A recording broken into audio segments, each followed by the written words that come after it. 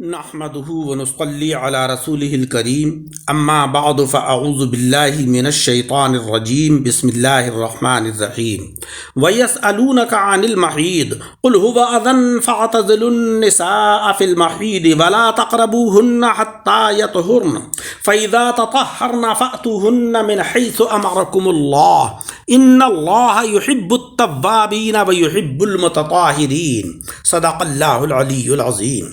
سامعین اکرام، آج کے درس میں سورہ بقرہ کی آیت نمبر 222 تلاوت کی ہے، جس میں اللہ رب العزت نے فرمایا وَيَسْأَلُونَكَ عَنِ الْمَحِيضِ، اے محبوب صلی اللہ علیہ وسلم آپ سے پوچھتے ہیں حیض کے متعلق۔ قُلْ هُوَ أَذًى، آپ فرما دیجئے کہ وہ گندگی ہے۔ فَاعْتَزِلُوا النِّسَاءَ فِي الْمَحِيضِ، پس عورتوں سے الگ رہو ایام حیض میں۔ وَلَا تَقْرَبُوهُنَّ حَتَّى يَطْهُرْنَ، اور نہ قریب ہو ان کے یہاں تک کہ وہ پاک ہو جائیں۔ فَإِذَا تَطَهَّرْنَ فَأْتُوهُنَّ مِنْ حَيْثُ أَمَرَكُمُ اللَّهُ، پس جب وہ خوب پاک ہو جائیں پس ان کے پاس آؤ جہاں سے کہ اللہ نے تم کو حکم دیا ہے۔ إِنَّ اللَّهَ يُحِبُّ التَّوَّابِينَ وَيُحِبُّ الْمُتَطَهِّرِينَ، بے شک اللہ دوست رکھتا ہے بہت توبہ کرنے والوں کو اور دوست رکھتا ہے خوب پاک ہونے والوں کو۔ پچھلی آیت میں ناجائز نکاح سے ممانعت تھی اور اب ناجائز وطی سے روکا جا رہا ہے، یعنی وہاں یہ فرمایا گیا تھا کہ مشرکات سے نکاح نہ کرو، اور یہاں ارشاد یہ ہو رہا ہے کہ حائضہ خواتین سے صحبت نہ کرو۔ دوسرا تعلق یہ ہے کہ پچھلی آیت میں نجس عورت یعنی کافرہ سے نکاح کی ممانعت تھی، اور یہاں حائضہ سے جماع کی ممانعت ہے۔ گویا عقیدے کی گندگی کے احکام بتا کر جسمانی گندگی یعنی حیض کے احکام ارشاد ہو رہے ہیں۔ پچھلی آیت میں فرمایا گیا تھا کہ کافرہ عورت اگرچہ تمہیں بھلی معلوم ہو، اچھی معلوم ہو، مگر وہ نکاح کے قابل نہیں ہے۔ اب اس کو سمجھانے کے لیے فرمایا جا رہا ہے کہ دیکھو حائضہ عورت کیسی ہی صاف و ستھری ہو، جماع کے قابل نہیں ہے۔ یقیناً کفر کی گندگی حیض کی گندگی سے بدتر ہے، لہذا ان سے بچو۔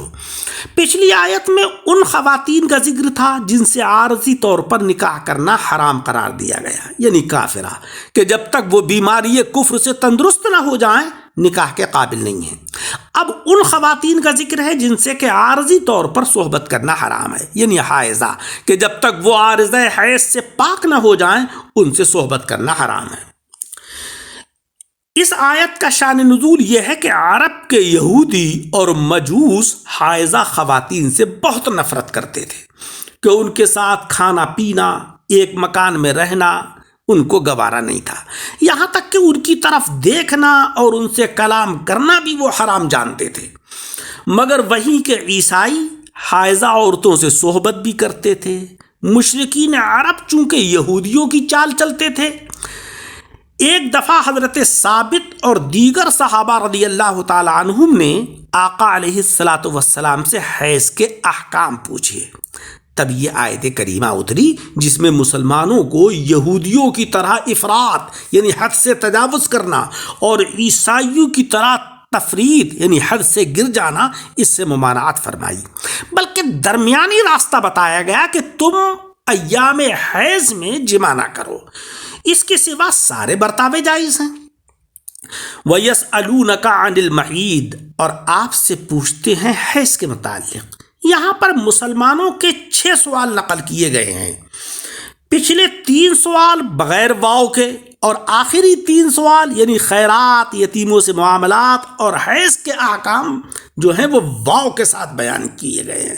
وَيَسْأَلُونَكَ، جس کی وجہ یہ ہے کہ پچھلے 3 سوال مختلف اوقات میں کیے گئے تھے، اور یہ 3 سوال بیک وقت ہوئے ہیں۔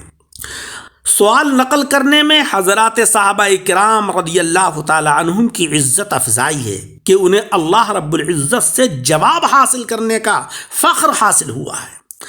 محیض کا مادہ حیض ہے، جس کے معنی ہے بہنا، اسی لیے حوض کو حوض کہتے ہیں کہ اس میں پانی بہہ کر آتا ہے۔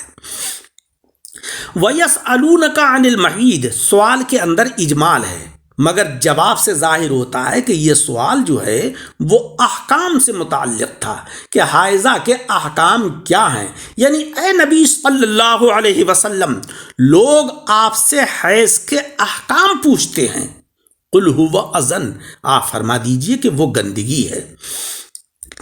چونکہ حیض کا خون گندا بھی ہے اور اس سے نفرت بھی آتی ہے، اس حالت میں جمع کرنے سے عورت کو تکلیف اور مرد کو آتش اور اس جمع کی اولاد کے کوڑی اور بے غیرت اور بے حیا ہونے کا سخت اندیشہ ہے، اسی لیے اس کو اذن کہا گیا ہے۔ عربی کے اندر نجاست، خباثت، اذن یہ سب قریب المعنی ہیں، مگر اکثر نجاست جو ہے وہ ظاہری گندگی کو کہا جاتا ہے، خباثت اندرونی گندگی کو کہا جاتا ہے، اور اذن دونوں قسم کی گندگی کے مجموعے کو کہا جاتا ہے، بلکہ اس کو جو علاوہ گندے ہونے کے مضر اور ایذا رساں بھی ہو۔ استحاضہ کا خون اور پیشاب وغیرہ نجس تو ہیں، اذن نہیں ہے، مگر حیض جو ہے وہ اذن ہے، اسی لیے یہی حیض صحبت کو حرام کر دیتا ہے۔ بحالت حیض عورت کی شرمگاہ نجس حقیقی ہے، باقی سارا بدن جو ہے وہ نجس حکمی ہے، جیسے کہ اکثر حدثوں کا حال ہے۔ بس یعنی آپ یہ فرما دیجئے کہ یہ حیض گندگی یا پلیدی یا تکلیف دہ چیز ہے۔ فاعتزلوا النساء فی المحیض، ایام حیض میں عورتوں سے الگ رہو۔ ولا تقربوہن حتی یطہرن، اور ان کے قریب نہ جاؤ یہاں تک کہ وہ پاک ہو جائیں۔ فَإِذَا تَطَهَّرْنَ، پس جب وہ خوب پاک ہو جائیں، فَأْتُوهُنَّ، پس تم ان کے پاس آؤ، مِنْ حَيْثُ أَمَرَكُمُ اللَّهُ، جہاں سے اللہ تبارک و تعالیٰ نے تم کو حکم دیا ہے۔ إِنَّ اللَّهَ يُحِبُّ التَّوَّابِينَ، بے شک اللہ دوست رکھتا ہے خوب توبہ کرنے والوں کو، اور دوست رکھتا ہے بہت پاک صاف رہنے والوں کو۔